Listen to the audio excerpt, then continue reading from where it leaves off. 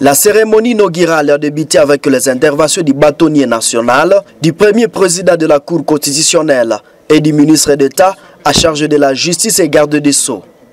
Le discours du président Félix Tshisekedi, attendu avec impatience, et ensuite intervenu. Celui-ci met en lumière le défi profond auquel fait face la justice congolaise et des mesures nécessaires pour restaurer la confiance des citoyens dans le système judiciaire. Monsieur le président de la Cour constitutionnelle et président du Conseil supérieur de la magistrature,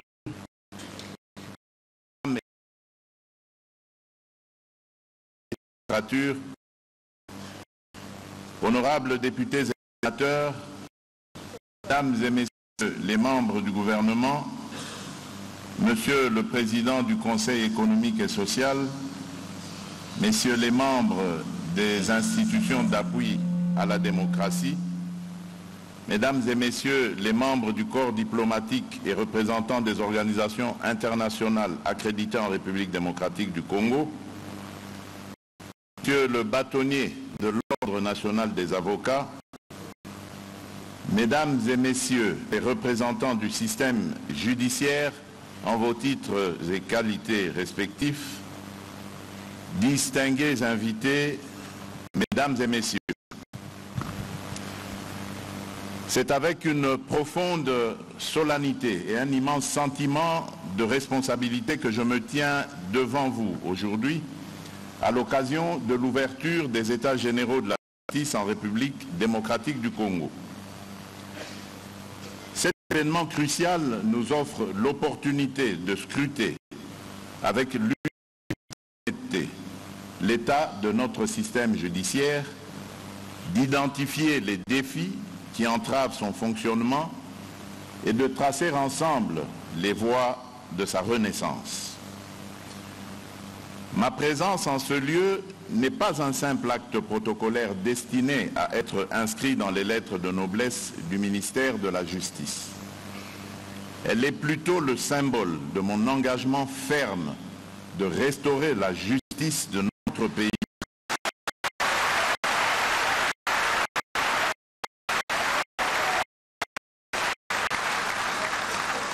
Elle est plutôt le symbole, disais-je, de mon engagement ferme de restaurer la justice de notre pays afin d'être en adéquation avec les saintes écritures qui consacrent la justice comme un vecteur d'élévation d'une nation.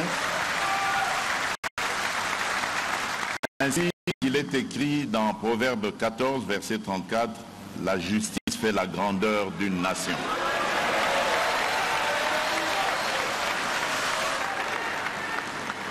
Le peuple congolais, au nom de qui, conformément à l'article 149 alinéa 3 de la Constitution, la justice est rendue, exige une justice qui porte haut les valeurs d'intégrité, d'impartialité et d'équité. Très souvent, nos concitoyens se sentent trahis lorsque les principes fondamentaux de la justice sont bafoués par certains pour satisfaire leurs intérêts personnels et leur appétit du gain indu. En tant que magistrat suprême, c'est avec détermination que je me tiens ici pour affirmer que notre appareil judiciaire sera restauré, bon gré, mal gré.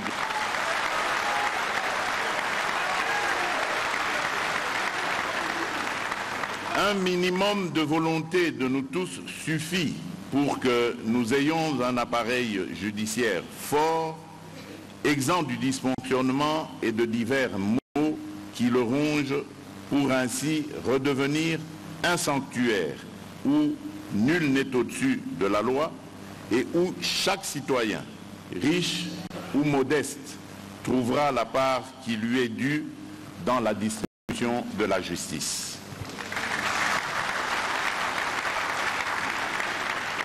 Malgré quelques avancées, les défis demeurent immenses et pressants. Les moyens judiciaires sont encore limités, certes, les infrastructures inadaptées et la couverture judiciaire incomplète.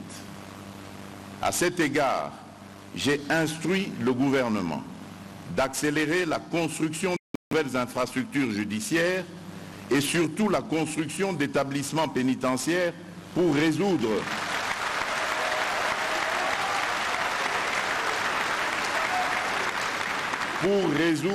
l'épineuse question de la surpopulation carcérale à laquelle nous faisons face actuellement.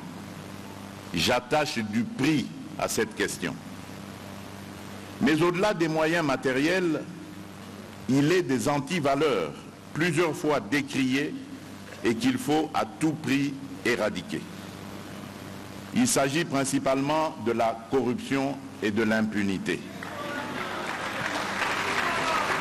Ces antivaleurs qui minent la mission et trahissent le devoir de la justice appellent obligatoirement une thérapie de choc, comme l'a dit le ministre d'État.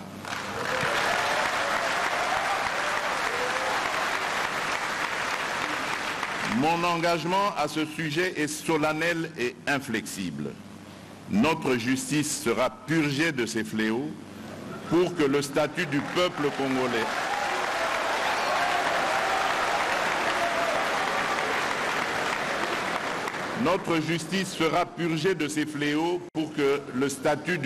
congolais ne soit plus compromis par les intérêts égoïstes et corrompus. Mesdames et messieurs, face au tableau sombre dressé ci-dessus, il est temps de se ressaisir et de dresser sans complaisance un état de lieux exhaustif de la situation de notre système judiciaire afin de trouver des solutions à même d'y remédier. C'est donc l'occasion pour moi de rendre hommage à l'ensemble des membres du gouvernement et au bureau de la magistrature pour leur collaboration dans l'organisation de ces assises. Je tiens à exprimer mes encouragements au ministre d'État, ministre de la Justice et garde des Sceaux,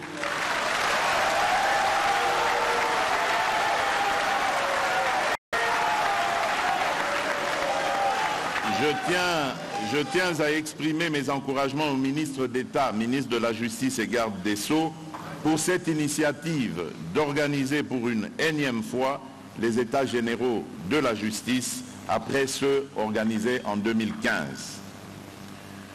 Je formule le vœu que ces assises ne soient pas un rassemblement en plus, mais plutôt avec un plus, et qui se démarque par la qualité et le pragmatisme des recommandations qui en découleront.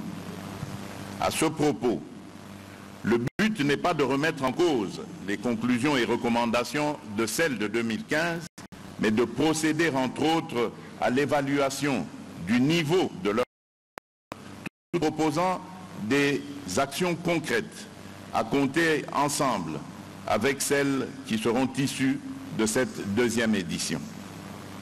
Aussi, ce moment me paraît indiqué, comme je l'avais déjà préconisé lors de la deuxième réunion ordinaire et de la première réunion extraordinaire du Conseil des ministres, tenue respectivement le 21 juin et le 9 septembre 2024, de peaufiner davantage la réflexion sur la mise en place d'un parquet financier ayant pour mission de poursuivre de manière spécifique les infractions de détournement des deniers publics et aussi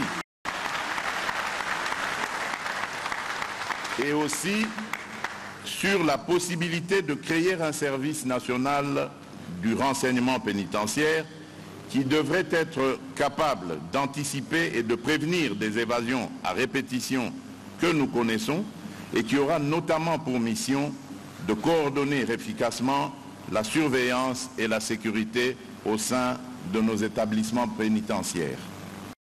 Par ailleurs, nous devons également penser à moderniser notre appareil judiciaire, notamment en y insérant l'utilisation numérique, faciliter les procédures et réduire les délais de traitement des affaires. Ces trois exemples ne devraient pas limiter l'imagination débordante de ces assises. Je vous exhorte donc à préserver, à travailler sans relâche pour le renforcement, l'efficacité, la cohérence et la crédibilité de notre système judiciaire. Dans cette perspective, il vous appartiendra de soumettre aux États généraux de la justice tous les remèdes possibles, en ce compris des réformes législatives et courageuses et ambitieuses. Aux honorables députés et sénateurs, je vous invite à soutenir les réformes législatives qui seront initiées dans le sens à obtenir la restauration de notre système judiciaire afin de promouvoir un état de droit. Au gouvernement, je rappelle l'impératif de mobiliser les ressources nécessaires pour garantir la réussite de la mise en œuvre des réformes. Aux magistrats et aux autres acteurs judiciaires, je rappelle solennellement que le peuple congolais attend de vous une justice qui apaise et qui rassure, une justice qui inspire confiance par votre compétence, par le bannissement des actes de prévarication et par le respect intransigeant des valeurs éthiques que vous devez incarner sans faille. Le Congo ne va plus tolérer ni l'incurie, encore moins la complaisance. Chaque décision, chaque acte, chaque parole doit être le reflet de l'intégrité et de l'honneur que vous êtes appelés à incarner. Personnellement,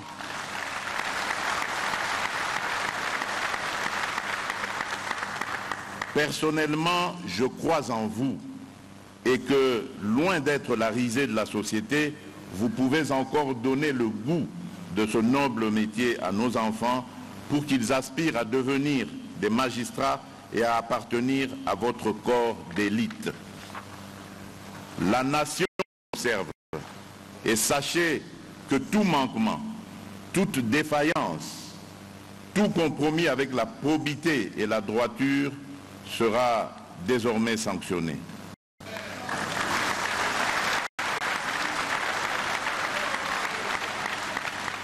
Le temps des avertissements est révolu.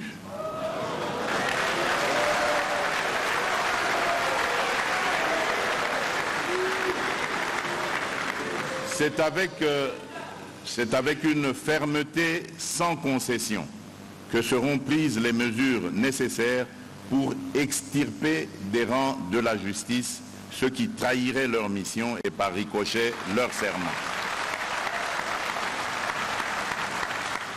Le Congo attend de vous une justice implacable contre la corruption et l'impunité. Une justice qui ne recule devant aucune pression, devant aucun intérêt autre que celui de la vérité et du droit. Une bonne justice constitue le gage des institutions fortes pour le pays. À nos partenaires, je réitère notre gratitude pour votre soutien constant et indéfectible. À vos côtés, nous entendons renforcer cet effort fondamental pour que la justice congolaise puisse se hisser au rang des institutions les plus respectées, les plus intègres et les plus protectrices des droits et libertés fondamentaux de chaque citoyen. Aux acteurs du secteur privé, par ces états généraux, je voudrais que vous y trouviez la volonté ferme d'assainir l'environnement des affaires afin que le partenariat avec l'État soit dans le respect des règles. Je vous lance un appel pour une participation remarquable afin que votre voix soit entendue de ce que vous pensez et qui peut être amélioré. J'ai conscience du rôle et de la place du secteur privé dans le relèvement de notre pays. Ce que je recommande aussi est cette sincérité dans les rapports avec l'administration publique. Mesdames et messieurs, distingués invités, la tâche qui nous attend est immense. Mais l'histoire nous enseigne que seules les entreprises portées par une vision claire, une détermination sans faille et une volonté de faire survivent aux épreuves du temps. Ces états généraux doivent être le socle d'une justice digne, respectée et respectueuse des droits de chaque citoyen. Je vous exhorte donc à formuler des recommandations concrètes et applicables pour que toute réforme qui sera préconisée ne demeure pas un rêve lointain, mais devienne une réalité.